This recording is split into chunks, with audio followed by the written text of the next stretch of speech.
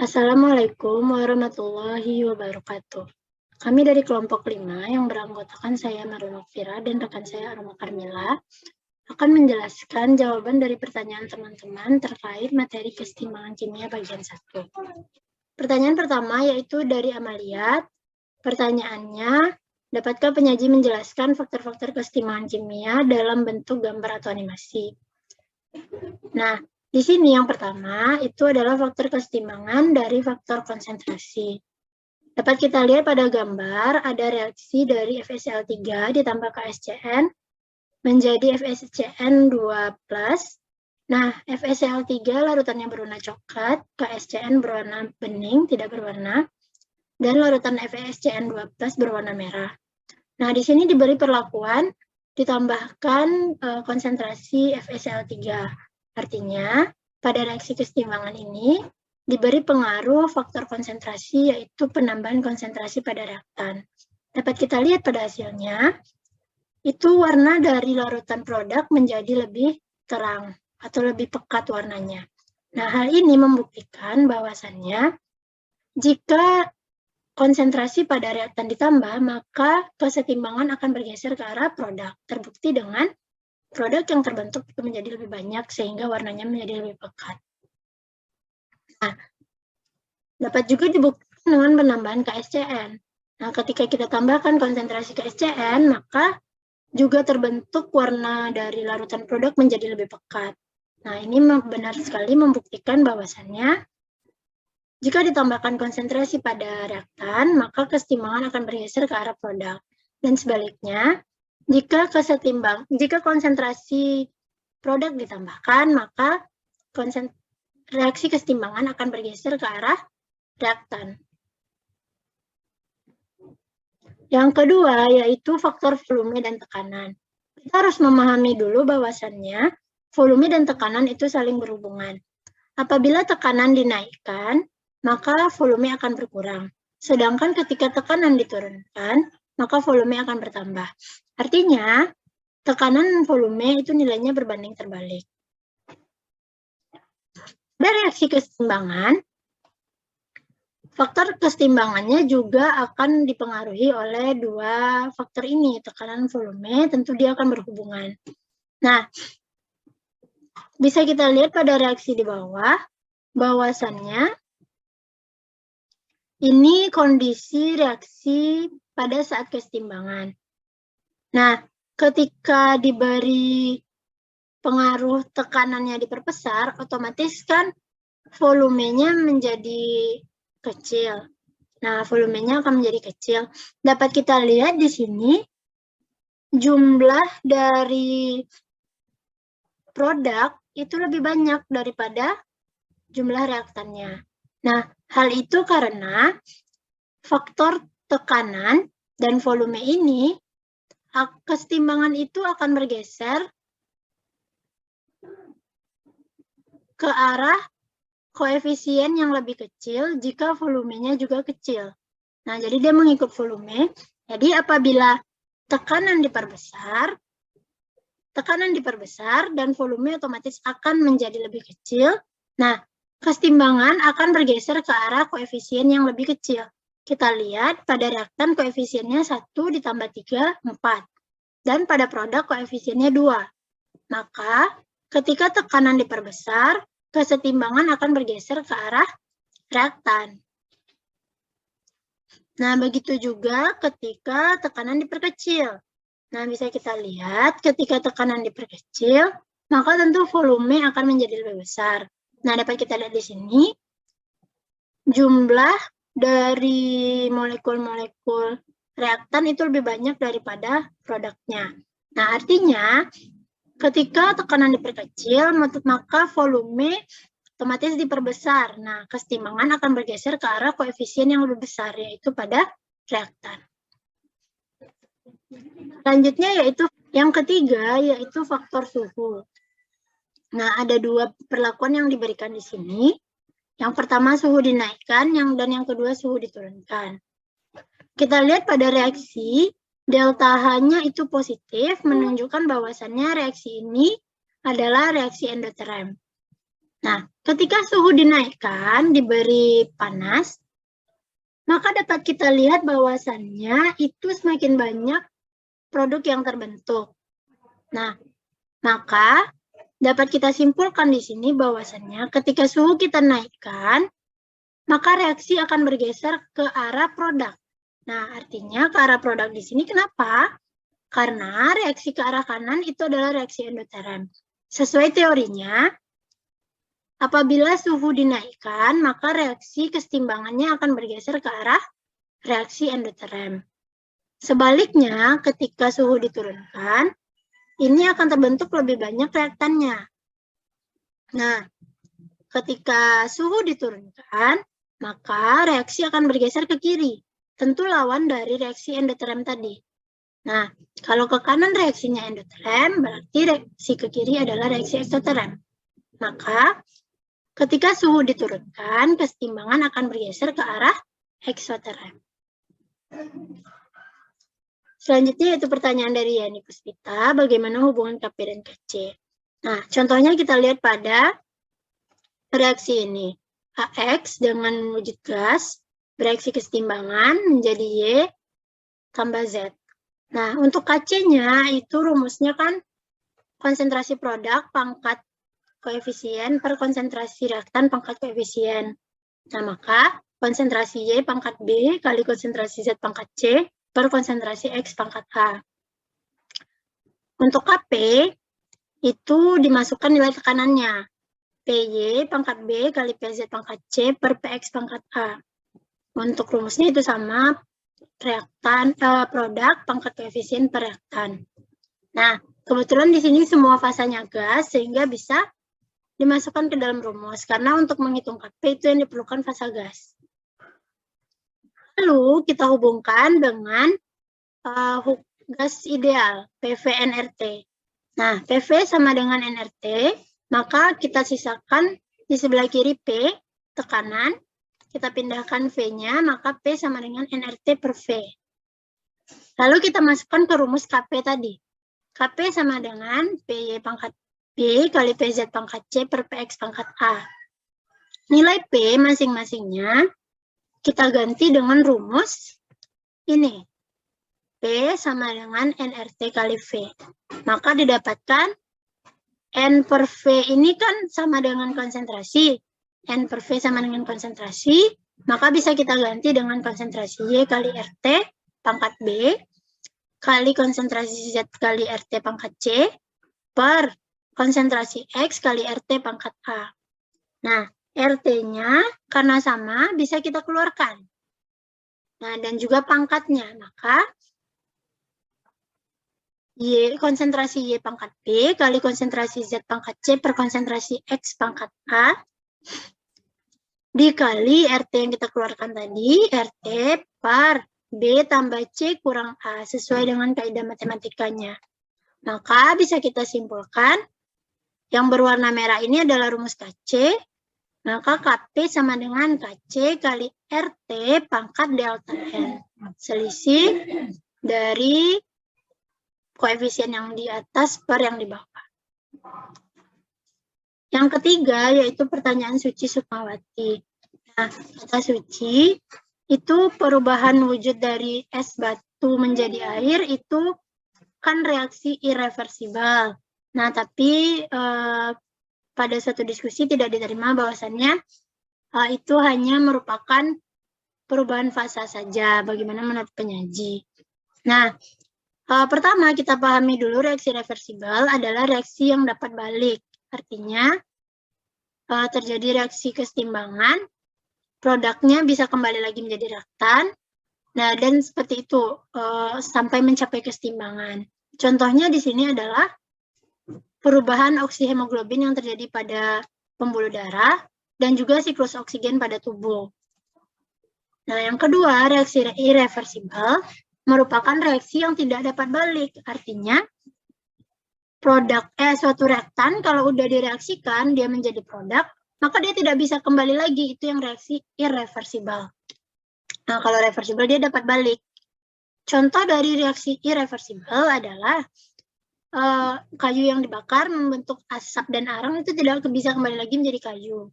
Lalu besi berkarat, karat besi itu tidak bisa lagi kembali menjadi besi. Artinya karatnya hanya bisa dibersihkan dan dibuang. Nah, ya, yang selanjutnya itu pembakaran belerang. Nah, untuk air menjadi es tadi dan sebaliknya, itu hanya terjadi perubahan fasa. Kenapa? Karena struktur dan senyawa atau penyusun dari air dan es tadi tetap sama, tidak ada perubahan. Jadi wujudnya aja yang berubah, dan tidak ada terjadi perubahan struktur dan lain-lainnya. Maka di sini tidak bisa disebut reversible change atau perubahan reversible. Yang terjadi hanya perubahan wujud. Selanjutnya yaitu pertanyaan Lutfia tentang peristiwa hipoksia. Nah, jadi di dalam tubuh itu kan ada pengikatan oksigen oleh hemoglobin dalam pembuluh darah. Reaksinya yaitu hemoglobin ditambah oksigen membentuk hemoglobin oksida dengan reaksi kesetimbangan. Nah, lalu ketika kita naik pesawat, itu kan terjadi perubahan ketinggian. Maka ketika terjadi perubahan ketinggian itu juga terjadi perubahan tekanan kan. Nah, pada saat itu tekanan parsial oksigen dalam tubuh kita akan ikut menurun juga. Sehingga kadar oksigen dalam darah juga akan berkurang. Nah, karena kadar oksigen berkurang, maka kesetimbangannya akan bergeser ke arah kiri, ya kan? Bergeser ke arah kiri, sehingga kadar hemoglobin dalam darah itu juga akan menurun. Nah, hal inilah yang akan menyebabkan hipoksia. Contohnya sakit perut, pusing, dan bahkan sampai pingsan. Nah, itu yang terjadi pada peristiwa hipoksia. Nah, mungkin itu jawaban dari saya. Selanjutnya akan dijawab oleh rekan saya Aroma. Kepada Aroma dipersilakan.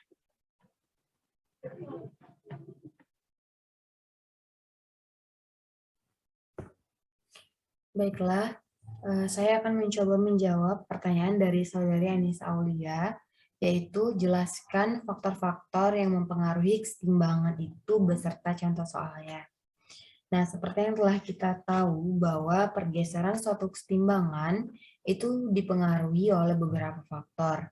Yang pertama yaitu faktor perubahan konsentrasi, di mana apabila dalam suatu sistem kesetimbangan homogen, konsentrasi salah satu zat diperbesar, maka kesetimbangan akan bergeser ke arah berlawanan dari zat tersebut, atau bergeser dari arah zat tersebut. Nah, jika zat diencerkan dengan menambah air pada sistemnya, maka kesetimbangan akan bergeser pada jumlah molekul yang terbanyak.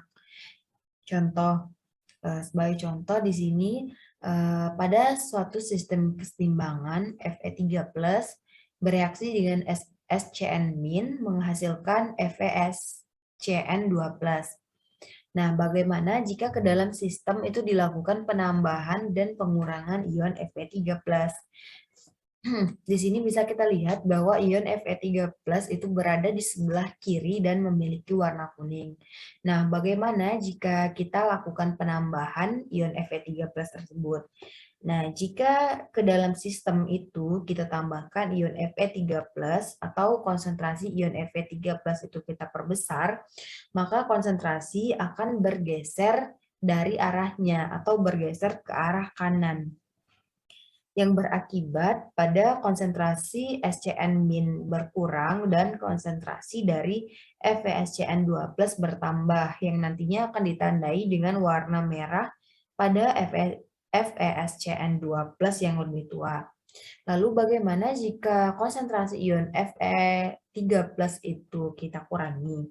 Nah, jika ke dalam sistem ion Fe3+ itu dikurangi, maka kesetimbangan akan bergeser ke kiri atau ke arahnya, yang berakibat konsentrasi dari FeSCN2+ akan berkurang. Nah, jika konsentrasi FeSCN2+ ini berkurang, nanti akan ditandai dengan warna merah yang lebih muda.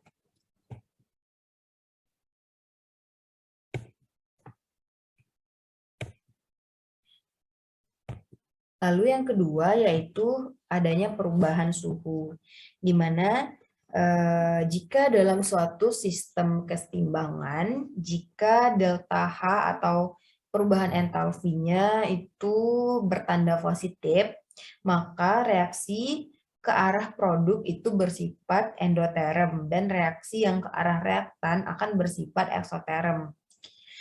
Nah, menurut asas Le Chatelier, jika sistem keseimbangan itu diubah suhunya, maka sistem akan melakukan tindakan dengan cara meminimalkan pengaruh suhu tersebut. Nah, dalam hal ini, jika suhunya dinaikkan, maka keseimbangan akan bergeser ke arah reaksi endoterm. Sedangkan jika suhu sistem diturunkan, maka keseimbangan akan bergeser ke arah reaksi eksoterm. Nah, sebagai contoh yaitu CuSO4 5H2O terurai menjadi CuSO4 dan 5H2O. Di sini delta H-nya adalah positif 1508 kJ per mol, atau bisa kita simpulkan bahwa reaksi bersifat endoterm. Nah, bagaimana jika suhu pada sistem ini kita naikkan dan diturunkan? Nah, jika kenaikan suhu akan menggeser maksud saya kenaikan suhu akan menggeser kesetimbangan itu ke arah kanan atau ke arah reaksi endoterm, sehingga nantinya konsentrasi CuSO4 dan H2O akan bertambah. Lalu bagaimana jika suhunya diturunkan? Jika suhunya diturunkan, akan menggeser kesetimbangan ke kiri atau ke arah eksoterm, sehingga konsentrasi dari CuSO4 5H2O nanti akan bertambah dan CuSO4 dan H2O akan berkurang. Selanjutnya yaitu perubahan tekanan dan volume. Seperti yang telah kita ketahui bahwa tekanan dan volume itu berbanding terbalik. Nah, jika tekanan sistem diperbesar berarti volumenya diperkecil. Nah, penambahan tekanan dan pengurangan volume akan memacu sistem untuk memperkecil pengaruh tekanan dengan cara mengurangi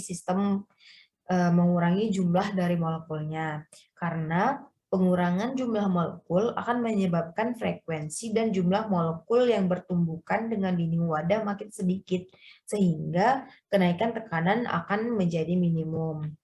Nah, penambahan tekanan dan pengurangan volume ini akan menggeser keseimbangan ke arah yang jumlah molekulnya paling sedikit atau jumlah koefisien reaksinya yang paling kecil. Sebagai contoh di sini misalnya gas N2 itu bereaksi dengan 3H2 menghasilkan 2NH3. Nah, dari reaksi ini bisa kita lihat bahwa perbandingan koefisien kiri dan kanan yaitu sebesar 4 dan 2. Pertanyaannya, bagaimana jika pada sistem keseimbangan tekanan diperbesar dan diperkecil? Nah, untuk yang pertama yaitu jika tekanan diperbesar atau apabila sistem ditekan atau volume diperkecil, maka keseimbangan nanti akan bergeser ke arah jumlah koefisien yang sedikit atau bergeser ke arah kanan, karena di sini koefisien dari NH3 itu hanya 2, sedangkan yang sebelah kiri itu 4. Nah, lalu bagaimana jika tekanan diperkecil atau volume diperbesar, maka keseimbangan akan bergeser ke arah kiri, sehingga N2 dan H2 akan bertambah. Baiklah, untuk pertanyaan selanjutnya yaitu pertanyaan dari saudari Yulia Asriwarlinda, di mana pertanyaannya yaitu bagaimana pengaruh katalis dalam reaksi keseimbangan. Nah, di dalam reaksi keseimbangan, katalis di sini tidak menggeser keseimbangan, tetapi hanya mempercepat tercapainya keadaan setimbang tersebut. Sebagai contoh, misalnya reaksi pembuatan amonia. Nah, reaksi pembuatan amonia ini pada suhu 100 derajat, reaksi akan mencapai kesetimbangan dalam waktu yang lama atau membutuhkan waktu bertahun-tahun. Namun, jika dalam reaksi tersebut kita tambahkan katalis, maka kesetimbangan akan tercapai hanya dalam waktu 5 atau 10 menit. Jadi, dari pertanyaan ini dapat kita simpulkan bahwa katalis itu berfungsi untuk mempercepat reaksi atau mempercepat tercapainya suatu kesetimbangan.